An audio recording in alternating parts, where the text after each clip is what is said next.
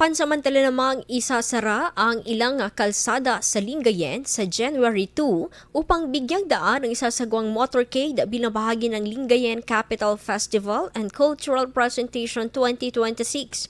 Ayon sa Traffic Advisory, magsisimula ang Motorcade alas 7 ng umaga habang ang assembly area ay itinalaga sa De La Cruz Auditorium mula alas 6 hanggang alas 6:30 ng umaga. Dadaan ang Motorcade sa mga pangunahing kalsada ng Lingayen na magsisimula at magtatapos sa De La Cruz Auditorium, iikot sa mga barangay ng Baay, Dumalandan, Balangobong at Kapandanan at babalik sa town proper sa pamamagitan ng Avenida Rizal, Maramba Boulevard, Santo Niño Street, M. Castillo, Alviar at Manibok area. Pinapayuhan ng mga motorista na gumamit ng alternatibong ruta at maghanda sa pansamantalang pagkaantala ng daloy ng trapiko mula alas 6:30 hanggang alas 9 ng umaga sa mga rutang dadaanan ng Motorcade.